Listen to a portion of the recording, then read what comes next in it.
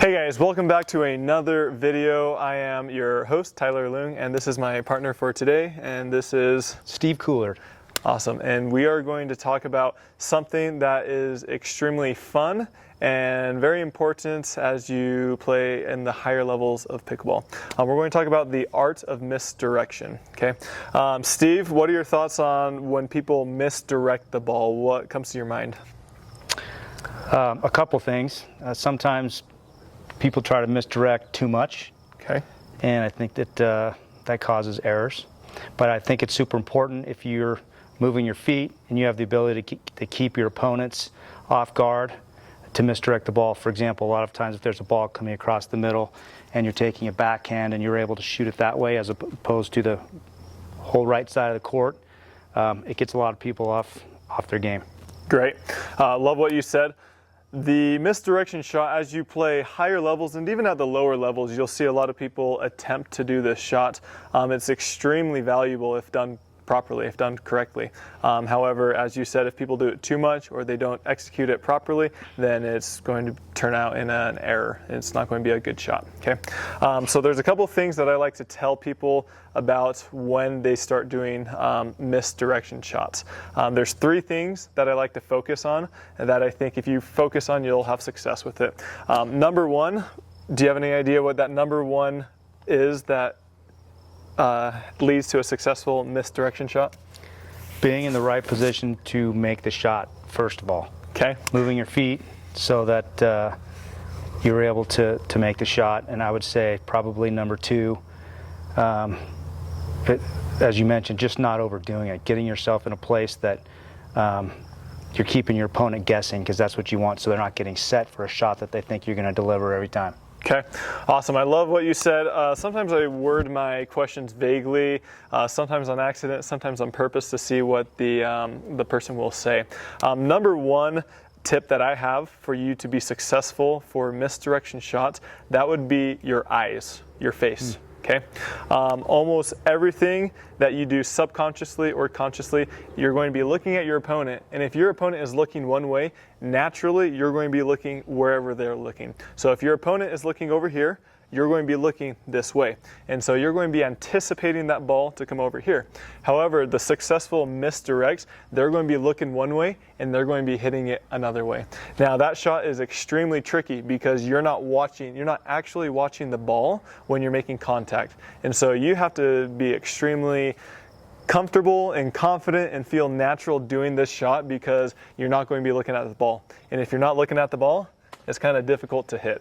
Okay, so that's the number one tip I have is your eyes, your body positioning in your eyes. You really want to sell it. You really want to pretend, you really want to fake that you're going this way, and then you want to be hitting it over here. Just by looking at a different area on the court, you're going to gain a lot more points. You're going to fake out your opponents, okay? The second one, do you have any idea what the second one might be now?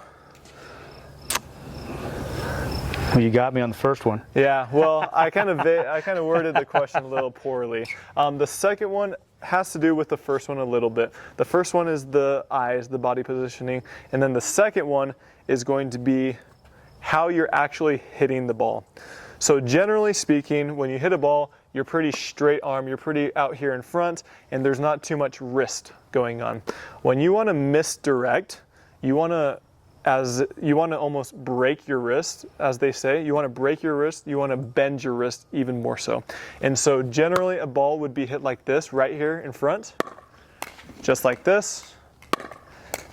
Whereas a misdirect, you're going to pretend to hit it there, but you're going to take about a half-second delay and you're going to go that way, okay? And so it's a lot of wrist going on. So instead of going there, you're going to be breaking your wrist like this. It looks awkward and it feels awkward, but it produces the result that you want. So instead of going right here, you're going to break that wrist right here, and that's going to give that inside out shot. Or if you want to break it sooner, you can go, instead of going over here, my eyes and everything are over here, but I'm actually hitting it this way, okay? So the first thing is your eyes. The second thing is actually breaking your wrist, okay? And then the third thing is one of my favorite answers, and it is going to be practice. You really want to practice these first two tips that I gave, the eye and the body positioning, and then the second thing is the wrist. A lot of this is going to be in the wrist, and at the last second, you'll see the top players, when they misdirect, they hold that position, and then at the last second, they're going to go this way, or they're going to go the other way. It's very subtle, but you see them break their wrist, or they just kind of leave that wrist back half a second longer, and it turns out in a winner normally. Steve, I think you had a question? Yeah, so you talked about eyes, wrists, last second. What advice do you have for people that are working on that? Do you think, for example, you're facing your opponent this way, are you moving your body also at the last minute, or is it just solely about the wrist? So yes, that will come down to the first tip. The first sell will be your eyes. That's going to be the biggest giveaway or the biggest fake out for your opponents. If you're looking over here, that's going to be really big. The second thing, and kind of tied into that first thing, is your body positioning as well. Not only do you want your eyes facing the way that you want to fake them out, but you also want your body facing that way. Yes, you can definitely throw in your body, you can turn your body and everything like that, but the biggest thing will be the eyes, okay? And then the second thing was the body positioning. You can also fake out with your body positioning by turning it and everything like that, but the biggest thing will be the eyes. If you don't do the eyes, then all this other stuff won't really be as effective. Does that answer your question? Yeah, that's great. I'm just curious, do you have any stories or any points in one of your pro tournaments that worked for you that you're like, that was awesome, I remember that? Yeah, so one thing I do want to add is you don't want to do this shot too consistently. If you're doing this shot every other point, Steve is going to catch on to it. Doesn't matter who you're playing against, they're going to catch on to it. What makes this shot effective is the low amount of times that you do this shot. If I'm doing this shot every time, they're going to learn when I do it and what to look for. But if I'm only doing it 1 or 2 times a game, then it throws in the element of surprise. But as Steve was asking, yes, I remember multiple times when I've been in rallies, really firefight points where we're all up at the kitchen line and we're all banging balls away, volley, volley, volley, and then I'll try to throw an off ball, off pace misdirect, and it results in a winner, or we win the points. Okay, so yes, you can definitely add it in when you're in the firefight up at the net. Even when they're back, you can fake overhead and then drop it. There's so many different options that you have with this type of misdirection. Now I'm going to show what this looks like in play. So we're going to have Steve over here, and then we're going to just focus on the first one that we talked about, is my eyes. Okay, yep. So just hit it right to me if you can, right here on my forehand side. So this first one, yep, so you'll be up here at the net. And so this first one, we're going to volley, volley, volley, volley. We're going to go back and forth a couple times. And then all of a sudden, I'm going to misdirect. This one, we're going to be focusing on my eyesight and my body, okay? So we're going to try and volley, volley out of the air. So I am volleying this. Good, good, good. Good, good. Do you see how I am still looking at Steve? Yet I hit the ball over there. Okay, we're going to see what this looks like a little bit more. Volley, volley, volley, volley.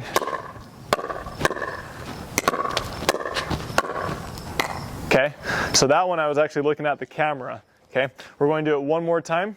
And did those get you, Steve? Yes. Yes. Why? Because you were looking right at me. Okay, I was looking right at him, and we had been engaged in this point for 5 or 6 balls. He wasn't expecting that, okay? All right, last one.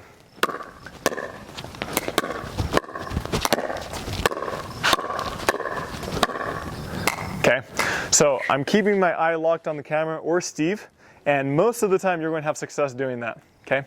All right, now the second one we're going to talk about is breaking the wrist. We're going to show what this looks like in action.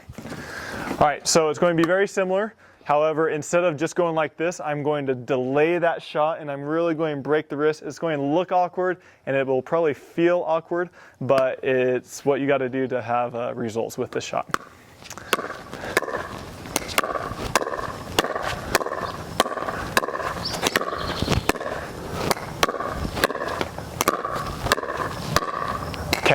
I kind of delayed on that shot, kind of hit it on the side of it. We're going to see what it looks like a couple more times.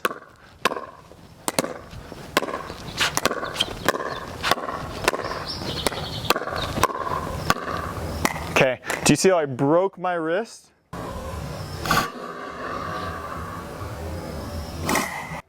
I don't know if breaking the wrist is the right terminology, but I'm bending my wrist, I'm turning it this way, and I'm getting this awkward shot. Okay, we'll do it one more time.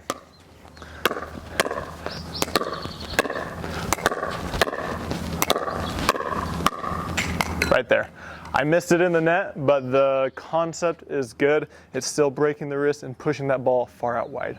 And now you can do the same thing. If you're going cross court, you can break your wrist early and go down here, okay? Or you can go out over here as well. Any other questions, Steve? How does that look when is that faking you out? Yes, because I feel when we're in this point, in my head, I'm thinking of strategy and I'm engaged into where am I going to put the ball to make it difficult for you. Yep. But like every one of those shots, you were right on the corner. Yep. Even it would be hard for my partner to get that shot. Yep. Awesome. Thank you so much, Steve, for hanging out with me and talking over the art of misdirection. This shot is extremely valuable, and the more you practice it, the more comfortable and natural you will feel. There's countless times, even at the highest level, where pros will be in a firefight where they're going volley, volley, volley, volley, back and forth, and nothing can get past them. They can hit it harder, but the other person's returning it. But if you throw in a misdirect, or a sharp angle or something like that, that totally resets the point or adds in a different element to the point. And so I always recommend this shot for those wanting to get to the higher levels, because this shot totally adds a different element. Steve, do you have any last thoughts or observations you'd like to add? Yeah, I'll just say one of the things that I thought that you did well and that you do well is that you're very under controlled into that. You're not hitting the ball too hard. You're just misdirecting it, which causes the opponent on that side, if the ball's over here, they're generally going to be towards the middle a little bit. And that's going to make it a tough shot for anybody, just nice and smooth. Yep. One thing I'd like to emphasize is when you are playing in actual matches, you don't want to use this too often. I've played against people who they're really good at misdirects, but they do it a lot. They do it really frequently. And after the first one or two, I'm able to catch on and I'm able to look for their tells and when they're going for that shot. But if you use this shot sparingly or just at the right time, then it's going to be extremely successful. Maybe 1 or 2 times every game, something like that. But yeah, if you use it too much, then you become predictable and you won't have as much success with it. Once again, thanks for tuning in. Follow along for more videos.